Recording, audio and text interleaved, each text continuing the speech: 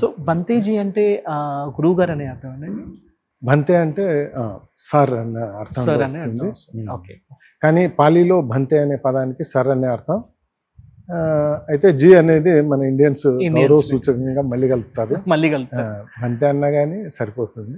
అది కొంచెం కష్టం, ఇంకా బంతేజీ అని అలవాటు అయిపోయింది. సో బంతేజీ ఒక విషయం చెప్పండి, అసలు బుద్ధిజం అంటే ఇది ఒక మతమా, లేకపోతే ఇది ఒక తత్వశాస్త్రం ఫిలాసఫీయా, లేకపోతే ఇది ఒక జీవన విధానమా, ఏంటిది? మతం యొక్క నిర్వచనం చూసుకుంటే మనకి డిక్షనరీల్లో మతం అంటే ఏదో ఒక దాన్ని నమ్మకం మీద ఆధారపడి ఉంటుంది. ఒక మనం ఏదో ఒక దేవుడో ఇట్లాంటివి అతీతమైన శక్తో ఏదో ఒకటి ఆధారపడి ఉంటుంది దాని నమ్మకం మీద. కానీ ఈ బుద్ధిజం ఆ రకంగా చూసుకుంటే ఒకలాగా మతం కూడా కాదు. కానీ మనం సాధారణ వాడుకలో మతంగా వాడుకోవచ్చు ఆ పదాన్ని. కానీ అట్లా దీంట్లో ఏ విధమైనటువంటి ఇట్లాంటి నమ్మకాలు ఇట్లాంటివి ఉండవు. మరి భగవాన్ బుద్ధుడు చెప్పింది ఏంటంటే రెండే విషయాలు చెప్పున్నాడు.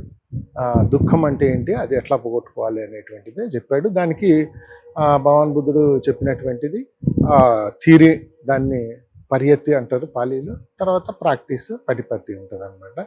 ఇంతే జీవన విధానం అనుకోవచ్చు. అయితే ఇట్స్ వే ఆఫ్ లైఫ్ అనుకోవచ్చు. ఒక జీవన విధానం కూడా ఒక భాగమే దీంట్లో.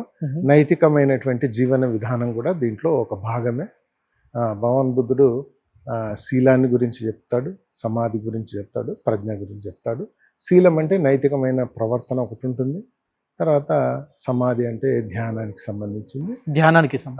తర్వాత ప్రజ్ఞ అంటే ఉన్నది ఉన్నట్లుగా చూడడం అనేది ఉంటుంది అనమాట. కాబట్టి ఇది ఒకలాగా ఏ నిర్వచనానికి అందనటువంటిది, కానీ మనం వాడుకగా మతంగా చెప్పుకోవచ్చు. అయితే ఇప్పుడు మీరు మాటల్లో ఒక విషయం చెప్పారు. ఇప్పుడు తెలియక ఒక ప్రశ్న అడుగుతున్నాను మిమ్మల్ని. ఇప్పుడు వేరే మతాలు మామూలుగా మతాలలో ఏంటంటే ఒక అతీత శక్తి అని, ఒక భగవంతుడు అని చెప్పన్నారు. మళ్ళీ మీరు మాటల్లోనే భగవాన్ బుద్ధ అన్నారు. ఇప్పుడు బుద్ధ భగవాన్ని మనం అతీత శక్తిలాగా, లేకపోతే ఆయనకి శక్తులు ఉన్నట్టుగా మనం చూసుకోగలుగుతామా? అలా అవకాశం ఉందా? యాక్చువల్గా భగవాన్ అనే పదానికి అర్థం ఏంటంటే పాలీలో 3 రకాలైనటువంటి దోషాలను భగ్నం చేసినటువంటి వాడు అని. రాగ అంటే రాగ, దోష, మోహ అనేటువంటి 3 మలినాలు ఉంటాయి. రాగ అంటే ఏదైనా కావాలనేటువంటిది, దోష అంటే వద్దు వద్దు అనేటువంటి ఇది, మరి తెలియని అజ్ఞానం. ఈ మూడింటిని భగ్గ రాగ దోష మోహ ఇది భగవా అంటారు. ఇంకొకటి ఏంటంటే భాగ్యవంతుడు అని.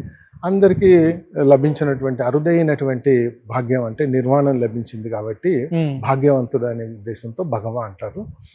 భగవాన్ పాలీ డెఫినేషన్స్. ఓకే. సో ఆ నిర్వాణ గురించి మాట్లాడాలి, నెక్స్ట్ సెగ్మెంట్లో మాట్లాడదాం. అయితే ఇప్పుడు ముఖ్యంగా మన బుద్ధ భగవానుడికి బోధి వృక్షం దగ్గర ఆయనకి జ్ఞానోదయం అయింది అని చెప్పి అంటూ ఉంటారు.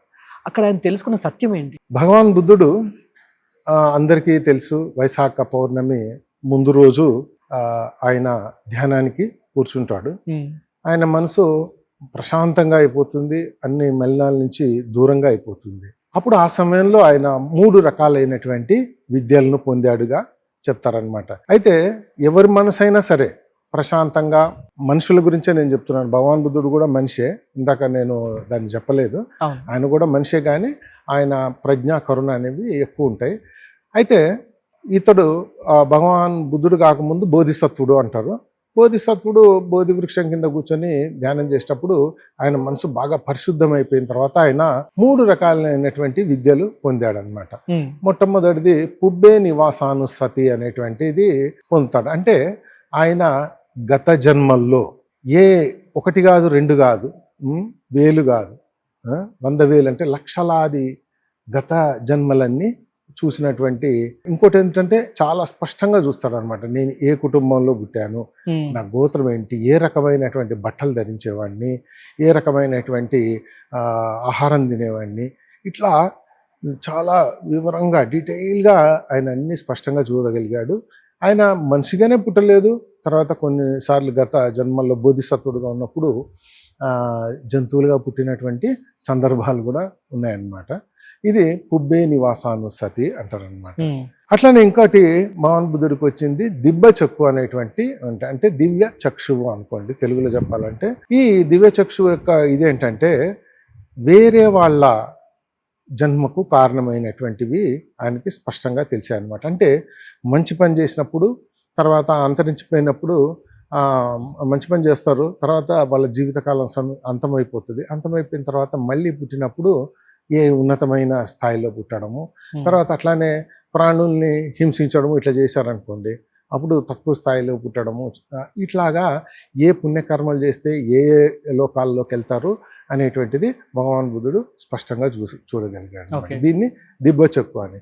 కానీ వీటన్నిటిలో ఒక కామన్ ఒకటి ఉంటుంది, ఏంటంటే ఒక్కసారి పుట్టడం అంటూ జరిగితే తర్వాత ముసలితనం వస్తుంది, రోగాలు వస్తాయి, మరణం అనేది తప్పదు. కాబట్టి ఈయన ఇన్ని జన్మలు చూశాడు, లక్షలాది జన్మల్లో అన్నిట్లో ఒక కామన్ పాయింట్ ఏంటంటే పుట్టడము తర్వాత ఇవన్నీ తప్పవు అనమాట. ముసలితనము, రోగాలు, చావు అనేటువంటిది. కాబట్టి మనం పునర్జన్మలే అవసరం లేదు. ఇప్పుడు ఏ జీవుల్ని చూసినా కానీ ఇది సాధారణంగా మనం గమనించవచ్చు. ఆయన కానీ అనుభవపూర్వకంగా తెలుసుకున్నాడు అనమాట. ఆయనకు అప్పుడు ఒకలాంటి గగురుపాటు వచ్చిందనమాట. ఎన్నిసార్లు పుట్టి ఎన్నిసార్లు మరణించడం అనేది ప్రతిసారి బాధాకరం అనమాట.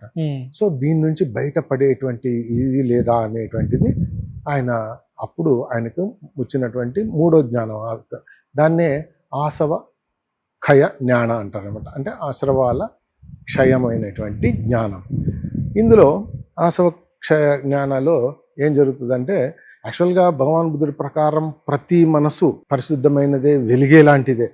కానీ ఈ ఆశ్రవాలు అనేటువంటి మలినాలు చేసిన తర్వాత అవి దాని మెరుపును పోగొట్టుకుంటుంది అన్నమాట. ప్రతి మనసు పోగొట్టుకునడం వల్ల ఈ మూడు రకాలైనటువంటి ఈ మలినాలు వస్తాయి. లోభ, దోష, మోహ అనేటువంటి మూడు మలినాలు వస్తాయి. సో ఆయన ఆ జ్ఞానాన్ని సంపాదించి తర్వాత ఆశ్రవాల యొక్క విముక్తిని పొందాడనమాట. మరి దానికి మార్గం ఏంటి అంటే ఆర్య అష్టాంగిక మార్గంగా చెప్పుకోవచ్చు అనమాట. ఆయనకి అంతకుముందు 4 ఆర్య సత్యాలు కూడా అవగతమయ్యాయి. ఇందులో 4 నోబుల్ ట్రూత్స్ అంటారు కదా, వీటిని 4 ఆర్య సత్యాలు అంటారు. 4 నోబుల్ ట్రూత్స్ అని ఇంగ్లీష్లో అంటారు. ఇవి భగవాన్ బుద్ధుడికి స్పష్టంగా అవగతమైంది. ఇంకా కూడా భగవాన్ బుద్ధుడికి కార్యకారణ సంబంధం కూడా అర్థమవుతుంది అనమాట. మామూలుగా ఇప్పుడు అంటే ఇప్పుడు బౌద్ధిజంలో జన్మలు, పూర్వజన్మలు ఉంటాయని నమ్ముతారు, అంతే కదా? అయితే దీంతో పాటు కర్మలు, సంచిత కర్మలు కూడా ఉంటాయా?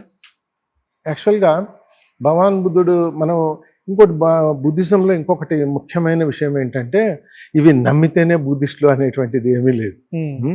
మామూలుగా మనం వేరే ఇది చూస్తుంటాము, ఫలానా వ్యక్తి లేకపోతే పలానా దైవిక శక్తి, దైవాన్ని నమ్మితేనే మనం ఆ మతంలో కంటిన్యూ అయ్యేలా ఉంటుంది. కానీ దీంట్లో అట్లాంటి అవసరం లేదు. మీరు లాజికల్గా ఆలోచించి ఒకవేళ నేను చూసి రుజువుపరుచుకున్న తర్వాతనే నేను నమ్ముతాను అనుకోవడం అనేది సరైన టెంపర్ అనమాట. మీరు గుడ్డిగా నమ్మాల్సిన పని కూడా లేదు, ఏదైనా ఏ విషయమైనా సరే. మరి మీ ప్రశ్నలు ఇందాకేమడిగారు? కర్మలు ఇట్లాంటివి ఉంటాయి కదా అంటారు కదా. ఆ కర్మలు అనేటువంటివి భగవాన్ బుద్ధుడు ఇంతకు ముందే మనం అనుకున్నాం కదా, ఆయన పాస్ట్ లైఫ్స్ గురించి, మంచి పనులు చేసినప్పుడు మంచి ఇవి ఉంటాయి రిజల్ట్స్, నెక్స్ట్ లైఫ్స్ అనేటువంటివి. భగవాన్ బుద్ధుడి ప్రకారం 31 లోకాలు ఉంటాయి. స్థూలంగా చెప్పాలంటే నేను ఒక ఉదాహరణ ద్వారా చెప్తాను. ఈ లోకాలు జన్మలు బట్టి, ఇప్పుడు ఎవరైనా సరే ప్రాణులను చంపుతూ ఉన్నారనుకోండి, వాళ్ళ మానసిక ప్రవృత్తి కూడా ప్రాణుల్ని చంపేలాగా మారిందనుకోండి, అది జంతువు యొక్క లక్షణం అనమాట. జంతువులు చంపుతాయి, చంపించుకుంటాయి, వాటికి ఇదేంటువంటిది ఏమి ఉండదు అనమాట. సో మనం కూడా అదే ప్రాక్టీస్ చేస్తూ ఉన్నాము. అంటే మన మానసిక స్థితి మనిషి నుంచి జంతువు స్థాయికి దిగజారిపోయింది అనుకోండి, అప్పుడు నెక్స్ట్ లైఫ్లో మనము అపాయాల లోకాలకి, కింది లోకాలకి వెళ్తాం అనమాట. కింది లోకాలు కూడా ఒక 4 ఉంటాయి. పేత, అసుర, తిరచ్ఛాన అంటే జంతు లోకాలు, ఇంకా నిరయాన్ లాంటి నరకాలు కూడా ఉన్నాయి. అంటే నరకం ఇందులో కూడా ఉందండి. స్వర్గం అంటే ఎలా ఉంటుంది? స్వర్గం అంటే ఎలా ఉంటుంది? కానీ మిగతా వాటిలలో దీంట్లో స్వర్గానికి నరకానికి ఒక చాలా ముఖ్యమైనటువంటి తేడా ఉంది. మిగతా వాటిలలో ఏవైనా సరే స్వర్గం ఉందనుకోండి, అది పర్మనెంట్. ఒకసారి మీరు ఆ స్టేటస్ చేరుకున్న తర్వాత ఇంకా అదే శాశ్వతంగా ఉండేలా ఉంటుంది. కానీ భగవాన్ బుద్ధుడి ధమ్మంలో అనిత్య అనేటువంటిది చాలా ముఖ్యమైనటువంటిది. ఏది పర్మనెంట్ కాదు. మీరు క్రూరమైనటువంటి ఘోరమైనవి చేస్తే నిరయాల్లోకి వెళ్తారు. కానీ ఒక పీరియడ్ తర్వాత కొన్ని మిలియన్ సంవత్సరాలు కావచ్చు, ఇట్లాంటి సంవత్సరాల తర్వాత మళ్ళీ ఆ దశ నుంచి బయటకు వచ్చి వేరే దశలోకి వెళ్తారు. దీంట్లో మరి దేవత, స్వర్గ, ఇట్లా ఈ సగ్గ అని ఉంటాయి. ఇంకా తర్వాత దేవతల కన్నా ఉన్నతమైనటువంటి వారు ఉంటారు, బ్రహ్మ అని ఉంటారు. వాళ్ళకు కూడా పర్మనెంట్ కాదు, వాళ్ళకు కూడా ఇంకొక బిలియన్ సంవత్సరాలు ఆయువు ఉంటుంది, కానీ అది కూడా పర్మనెంట్ ఇది కాదు. అయితే ఇంతకుముందు ఇట్లాంటి తప్పులు చేసినప్పుడు నరకానికి వెళ్తారు కదా, ఒక 4 బ్రహ్మ విహారాలు అని ఉంటాయి అన్నమాట. అవి మైత్రి అనేటువంటిది అంటే అన్ని ప్రాణుల పట్ల మీరు మైత్రీ భావాన్ని ప్రదర్శిస్తున్నారు, అన్నీ బాగుండాలి అని కోరుకుంటున్నారు అనుకోండి. అట్లా మీరు కొన్నాళ్ళు సాధన చేస్తే మీరు మీ మనసును బ్రహ్మస్థాయికి పెంచుకున్నట్టు అనమాట. కాబట్టి మీ మరణాంతరం ఆ లోకాల్లో బుడతగా చెప్తారనమాట. మెత్త అనేది ఇది మైత్రి. తర్వాత కరుణను ప్రాక్టీస్ చేసినా కానీ అలానే పుడతారు. ముదిత అంటే మన తెలుగులో ముదిత వేరే అర్థం ఉంది, కానీ ముదిత అంటే పాలీలో ఆనందం అని. వేరే వాళ్ళు ఏదైనా సాధించినప్పుడు మనం ఈర్ష్యపడకుండా ఆనందిస్తున్నాం అనుకోండి వాళ్ళ విజయాన్ని, అప్పుడు అది ముదిత అంటారనమాట. ఈర్ష్యకు పూర్తిగా వ్యతిరేకమైనటువంటి పదం ఇది. ఇట్లా చేసినా కానీ, తర్వాత ఉపేక్ష అంటే ఎవరైనా మనల్ని ఇబ్బంది పెట్టినా కానీ కొంచెం ఓర్చుకొని పోతున్నాం అనుకోండి, ఇది ఉపేక్ష. ఇట్లా కూడా కనీసం 7 ఏళ్ళు ప్రాక్టీస్ చేసినా కానీ చాలా చాలా ఉన్నతమైన లోకాలు చేరుకుంటారు అంటారనమాట. సో మన మానసిక పరిస్థితి. ఇంకోటి దీంట్లో చాలా ముఖ్యమైనది ఒకటి చెప్తాను. ఇది ఎవరో చూసి మనకి ఈయన ఏ లోకంలో వెళ్ళాలి అనేటువంటిది డిసైడ్ చేయరు. మన మనసే మనమే మన మానసిక స్థాయిని మనమే చూస్తుంటాం, మనమే సాక్ష్యం అనమాట.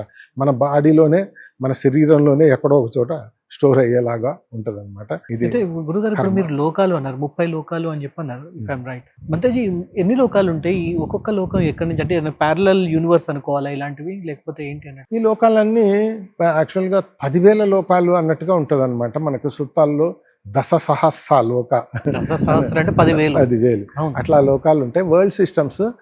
మరి మనము ఇవి కూడా మీరు చూసేంత వరకు నమ్మాల్సిన పని లేదు, కానీ మనం ఇంకా మన సైన్స్ అండ్ టెక్నాలజీ కొంచెం అంటే అనంత విశ్వంలో ఉన్నాయంటారు. కాదు, ఉన్నాయో లేదో మనం చూసిన తర్వాతే నమ్మొచ్చు, ఇప్పుడే నమ్మాల్సిన పని లేదు. కానీ సైన్స్ అండ్ టెక్నాలజీ ఇంకా సౌర కుటుంబాన్నే దాటిపోయిన సందర్భాలు లేవు. ఇంకా మరి నెక్స్ట్ ఎన్ని ఉన్నాయో తెలియదు, పాలపుంతలు ఎన్ని ఉన్నాయో మనకి తెలియదు. సో దీన్ని మనం నమ్మాల్సిన అవసరం కూడా లేదు. ఇంకోటి ఏంటంటే ఇవన్నీ నమ్మాల్సిన అవసరం కూడా లేదు బుద్ధిజం పాటించడానికి. బుద్ధిజం చాలా సింపుల్ అనుకుంటాను, నమ్మాలా నమ్మొద్దా ఏదైనా కూడా మనం వెరిఫై చేసుకుని నమ్ముతాను అనడం అనేది సైంటిఫికల్గా కరెక్ట్. నేను దాంట్లో నాకు రుజువులు దొరికిన తర్వాత నమ్ముతాను అనడం సరైనది అనమాట. బ్లైండ్గా భగవాన్ బుద్ధుడు ఏది నమ్మని చెప్పలేదు, ఎవరు చెప్పినా నమ్మొద్దనే చెప్పాడు. స్వయంగా నేను చెప్పినా అట్లా నమ్మొద్దు, వెరిఫై చేసుకునే నమ్మండి అనే